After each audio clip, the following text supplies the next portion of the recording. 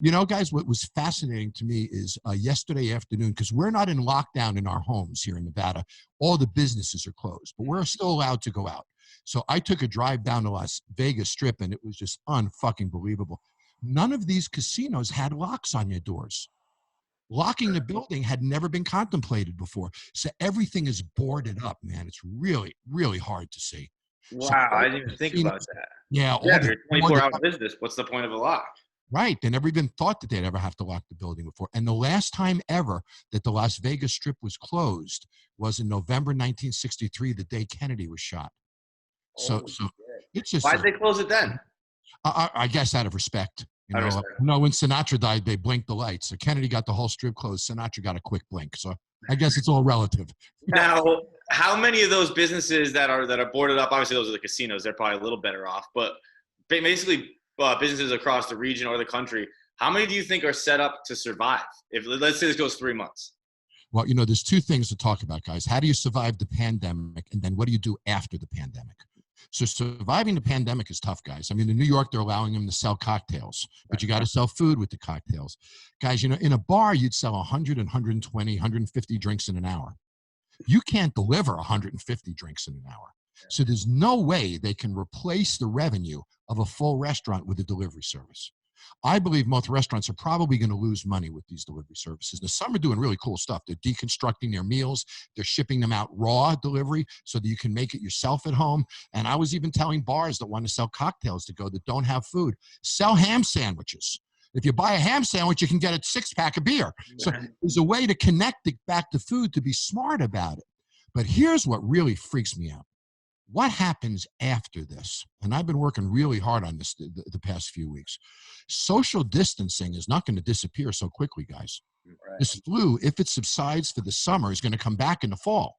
So social distancing, I don't think we're going to be so quick to sit shoulder to shoulder with a stranger in a movie theater or a bar for a while. Right. I think that we're going to want to stay separated. So when you think about that, think, okay, how does this change the bar business?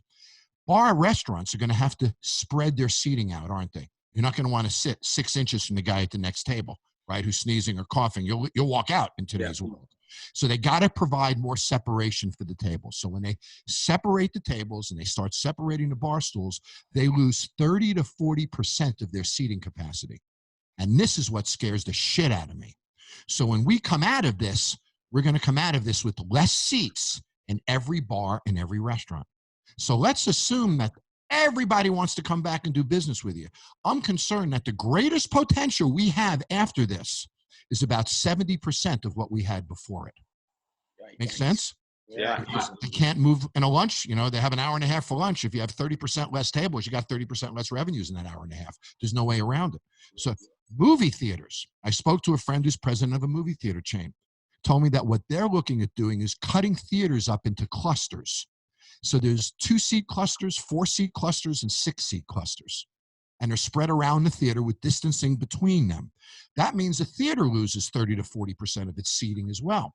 They're going to try to make up the revenue by doing what they call cluster catering, almost like bottle service in a nightclub, right? Where you can order food, you can get, and there's a little table in your cluster.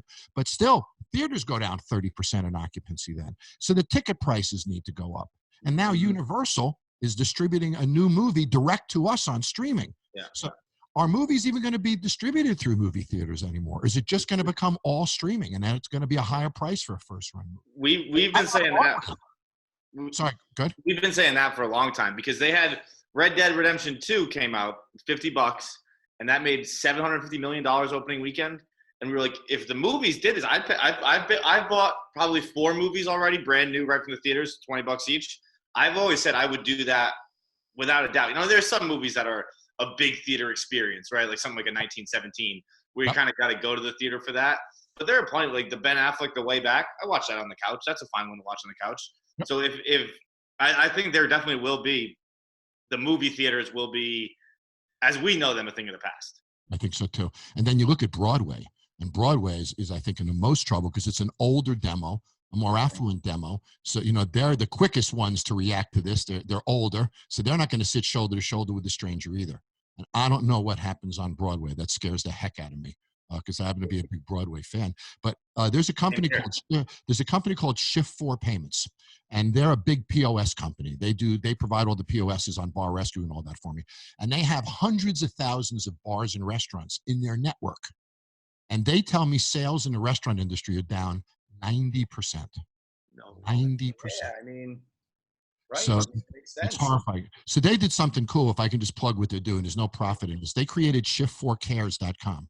Anybody can go on there and buy a gift card from their local restaurant on shift4cares.com, and Shift4 gives an extra 5% to that restaurant. So if you're going to order or buy a gift card from a restaurant, do it on shift4cares.com so that restaurant gets the extra 5%. Those are the kind of things we all have to do to get the industry over this hump. That was my next question. I mean, like, there's a local bar that I love that I did like a little fundraising for, but you know, it made like $3,000, and this place, their monthly rent is like $35,000. I mean, it feels like a drop in the ocean. Is there anything to do that we can do? I mean, like a company like that, sure, but is there something on a larger scale? Is there, all these things feel just like, you know, putting a Band-Aid on a gunshot wound. It is, Kevin, and you know, thank you for doing that. I've done the same, buddy. But here's what the problem is if you do 150 lunches in an hour, you can't do 150 deliveries in an hour. Mm-hmm. And if 100 people call you for deliveries within 20 minutes, you got to start saying no to people. We logistically can't do it. So there's no way in the world this delivery system is going to get us back to profitability. It's a way that maybe we can keep paying our employees because we don't want to furlough or lay them off. I mean, that's the last thing that we want to do. We love do you think you could do something like, if I was a restaurant owner, could I do something like, if you buy, I think a gift card would be a good idea, right? It's like I can get some cash right now, and maybe 6 months from now you get double the money, or you get 2 meals or something like that. Can that be an option? I think it is. And I think some of our peers are doing it. You can buy a $100 gift card and you get $150 credit on it. Right.